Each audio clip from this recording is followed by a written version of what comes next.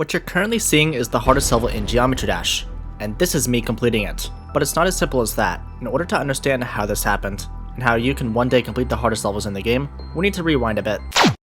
If you're familiar with Geometry Dash, you likely know how the Akron race started, but for those who don't, allow me to fill you in on the subject of verification. In order for a level to be approved by the developer of the game, the level must be beaten legitimately beforehand, in order to prove that it is possible and can be done. The level originally had a dedicated verifier, but unfortunately, they had to drop the level due to health reasons. Instead of the level going to a different player, the level would be uploaded to the servers, with the title of verification being an open market, with anyone able to try the level for themselves, and the first to complete it would be given the title of the verifier, of potentially the hardest level in the entire game, which would vault anyone worthy of the title into immediate fame. These opportunities don't come very often, so naturally, there's a lot of competition for these races, and Akron was no different. On April 7th, 2022, the journey to complete Akron officially began. I vividly remember my first practice run of the level.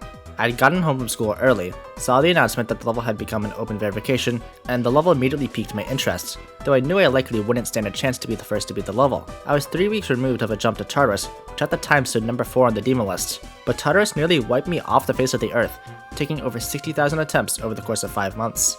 So there were the thoughts rolling in that I wouldn't be physically able to complete the level, but with all odds against me, I decided for some reason that Akron was going to be my main focus for the foreseeable future, putting all other projects to the side. But as soon as I streamed the level for the first time, I stepped into a completely different atmosphere of play. I wasn't the only one who chose to commit to Akron. I remember being in a call with a very unknown player by the name of Thunder. He was the first player to make substantial progress and took the early lead in the race. I remember being away from my PC for a few days, and we went from dead even in progress to him having the level in 2 runs and me having a broken ego thinking I was crazy at the game for even attempting the level. There was also Beru, who snuck in a run of 49 to 100 before I could even blink. Now there were 2 people ahead of me, and at that point, I decided to grind out the level to become an early victor rather than a verifier, since that title still held a fraction of the satisfaction to me. That also allowed me to be more of myself when streaming instead of being hard focused on playing well. Besides, if I even managed to make it that far, I would most likely focus anyway. In the second half of April, I got to work, recording runs of 38%, 44%, and on May 1st, reached 55%. At that point, Beru and Thunder had stopped playing the level, and it was at this point that I felt I could actually have a chance at winning the race, which felt impossible less than a month ago. There were a lot of extremely challenging choke points that ended a lot of my runs. Most noticeably, this cube click at 31% had a window of success equivalent to 1/180th of a second. Other notable choke points included this orb at 28%, this entire ship at 43%, this awkward section around 60%, and the list goes on in the second half of the level. But I was making do. It was at this point where people started to realize that I was a legitimate contender for the level's verifier. May 2022 was perhaps the most exciting streaming period for me. People who I looked up to for my entire time playing Geometry Dash were sending words of encouragement, and my self-esteem never felt higher. However, it wasn't this easy. It was around this time that a new competitor would enter the Akron sweepstakes, one of the most dominant players of all time. If it wasn't tough enough battling a firework victor and a top 10 player, why not throw in a player fresh off the back of beating the entire top 10 on the demon list? Anyway, Zoink entered the race to verify the level, and made my 75% run look like child's play, beating nearly 2 months of grinding on my part in less than a week. As impressive as it was, it did take a big hit to my motivation, to the point where I temporarily dropped the level for a week. It was originally going to be for a longer period of time, but I had already been dragged into the level since day 1. I tried playing Firework, but it just wasn't the same to me. Even if the level was easier, I was being weighed down by Akron, so I made the choice to return after only 2 streams of Firework. Win or lose, I was ready to keep playing. At this point, Zoink had a run of 96%, while I was still at 82%, so I was pretty sure that winning the race was going to be an impossible task. Actually, I still held a chance, since Zoink shelved the level for a while, so my chances actually grew during this time. Nevertheless, I used the opportunity to help grow myself as a streamer. Naturally, since Akron was a potential top 1 waiting to be slain, there was a lot of attention surrounding the level. As such, I was actually able to apply for a partner on Twitch in late June, though they took 2 months to reach a verdict. More on that later. I fought through the months of July and August, but I was unfortunately unable to close the gap any further. Even though I was alone for most of the time, I suffered from being bad at video games for 2 months. Eventually, Doggy picked up the level, intensifying the race. It seemed like a 2-way battle again, but on August 22nd, a surprise struck both of us.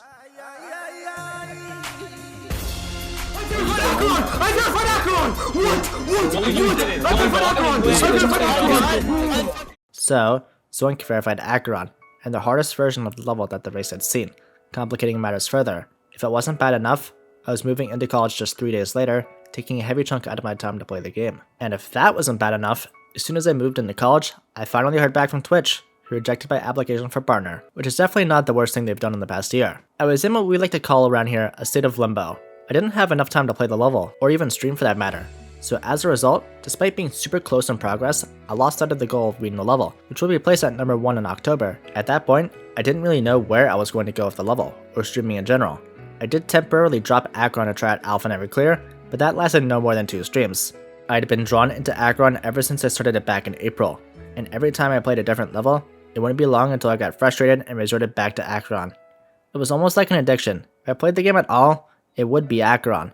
If it wasn't, I would constantly be reminded of the fact that I poured months into this project and still haven't come away with it. At this point, I recorded a run of 90%, but with my current state of mind, it felt like 20%. And to make matters even worse, during Doggy's charity streaming event, this happened. I swear No! to No! No!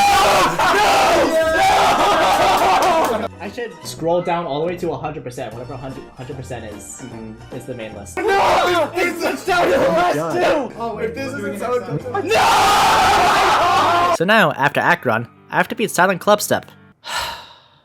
I don't know why I thought doing an RG main list with no exclusions would be a good idea, but you know what, it's for charity.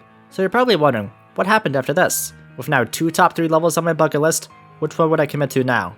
The answer is neither. Since after the charity event, I lost my drive to keep playing. Throughout the rest of October until the end of December, I had zero motivation to continue playing the game. So you're probably wondering what gave my motivation back. Well, I did finish my first semester of college. I was now on winter break, so I had a month to grind out content. I did return to streaming, but I mainly grinded out YouTube content and made the race to beat Aggron around this time. For the first time since late August, I found my drive to continue playing, but unfortunately, winter break had come and passed, meaning it was back to college for me, and with that came the lack of time to continue playing the game. My second semester was particularly tough, but that's a topic for another time.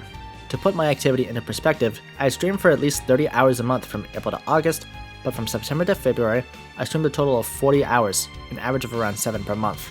It definitely didn't help having outside commitments, since it heavily impacted my performance when streaming, and overall just made me feel extremely stressed, and that's something I want to go a little bit more into.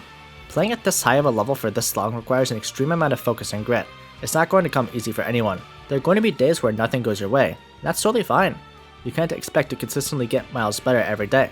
There will be some days where I record multiple runs at 70%, and other days where I struggle to even reach 50. I didn't realize this at the time, but this is perfectly normal for top level play. I thought it wasn't though. And as such, my mind was once again clouded, forcing me into yet another inactivity spat after streaming only 4 hours in February. But once I returned again in March, something was different. I'm not sure if it was the new stream graphics, the slightly more consistent performance, or just the fact that it was warmer outside, but as soon as I finished my first stream in March, I felt rejuvenated.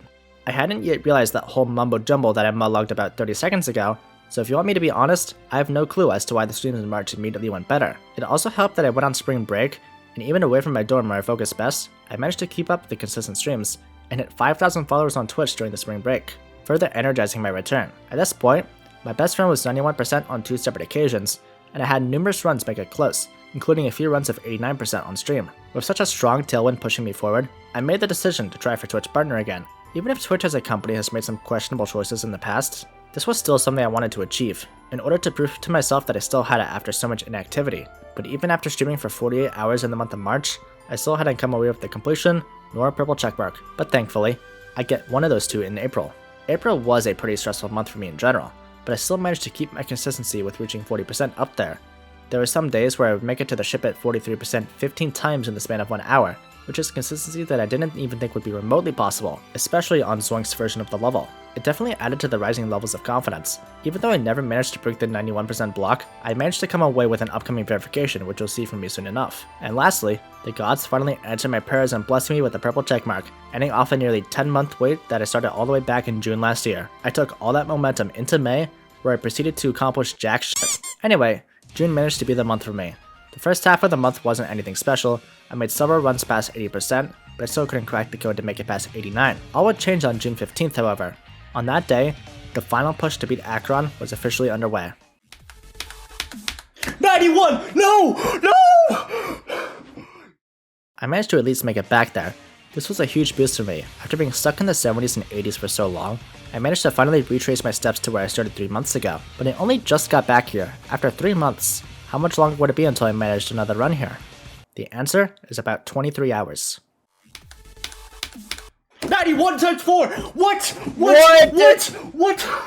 It was now my 4th death at 91. I hadn't originally thought these pink orbs would be so much of a struggle for me, but on those 2 days, I'd be proven a fool. At this point, my consistency was never sharper, but the mental struggle was never tougher. My expectations for each day improved, to where if I didn't make it to at least 85% in a day, then I considered it a failure, which is totally unreasonable with how Akron works. Usually in a day, I would get between 4 and 12 runs that make it to 66. Once you make it there, it's all about not breaking your focus and letting your nerves overcome you. There'll be some days where I get shot down at 72 constantly, but if I made it there 10 times a day, then I still came out of the day with incredible consistency. I just didn't capitalize on it. I had unlocked my peak consistency, now I just needed to make it count, and on June 23rd, I'd break the barrier. Oh no! Oh my god!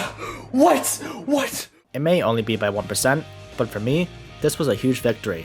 I'd gotten my first run to 91 all the way back in March, so seeing myself finally able to change my title was a nice boost in morale. But now, another question is present: how long would I be stuck at 92 for? The answer is about 23 hours.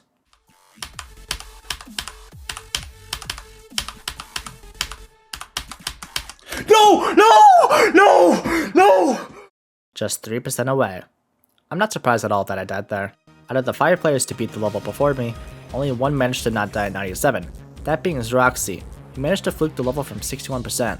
When I died at 92, it still felt like I was still a little bit away from the endgame, but when I got 97, that's when things got serious. This is when I started to take my runs seriously. I started to focus more on the gameplay. If you were part of my streams during this time period, thanks for putting up with me, even if I was a stone for hours at a time. Anyway, with only 4 clicks left to go before I beat the hardest level of the game, it was only a matter of time.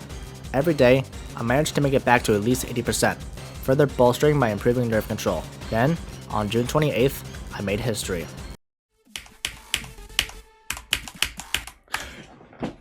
Wait, how is this history, you may ask? We'll get there. Anyway, I got 97% again. As you can see beforehand, I was having a pretty rough time with the late 60s and early 70s today, so finally breaking through felt good, and I managed to take that stroke of luck almost to the finish line. If it wasn't obvious that a completion was near with 1 97 death, having 2 is a whole new level of consistency. It was only a matter of time. So how long would it be until I managed to make it back there? The answer is about 25 minutes. I don't even have to elaborate about this one. I died to the exact same pixel 3 times in a row. I just needed to hold a little bit earlier, and I was home free. Well, not exactly, but I would not be dead at the same click 3 times in a row. So if it wasn't already obvious that I was close with 2 97 fails, now it should seem like a drop in the bucket, with 3 deaths at the failed number. So how long would it be after I started playing again, for me to break through? The answer is about 4.5 minutes. I'm not even joking with you here.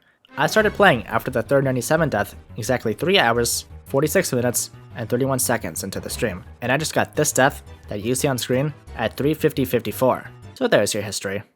I don't even know how to explain how I played the level after this. I couldn't take the level seriously after all those 97 deaths, so having to sit back down after the monstrosity of that session to continue playing like nothing ever happened proved to be difficult. The 2 days following that insane session, I died at 92% 4 more times, 2 on each day. I added a few more 89 deaths just for good measure. In total, I died at 89 plus, a total of 26 times, which if it seems like a lot, just know that Trick died at 34 times, including a death at 98, so it could always be worse. I had 380 deaths at 66 or further, which is so many that when I reached that point in the level, I was barely nervous. It was only until around 80% when my nerves started to get intense. That was definitely a big reason as to why I was so successful in the closing days. I'd managed to break through months of stress, getting agitated over the most insignificant deaths, and slowly built myself up off the ground ever since returning full-time in March. On July 3rd, 2023, after 420,317 attempts, a 15-month journey was finally concluded.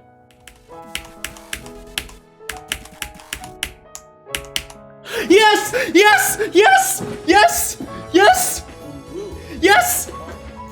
Let this serve as a reminder that anything can be possible if you dream about it hard enough. After everything I went through, the verification, the lack of motivation, the struggling for hundreds of hours endlessly, there's always a light at the end of the tunnel, and I hope that this has inspired you in one way or another. From a journey that originally started as a joke, I've now met so many wonderful people, and more importantly, I have the opportunity to share my experience with all of you. I hope that this journey has been a reminder to you that anything is possible with enough time and heart. Thank you for watching, and I'll see you in the next one.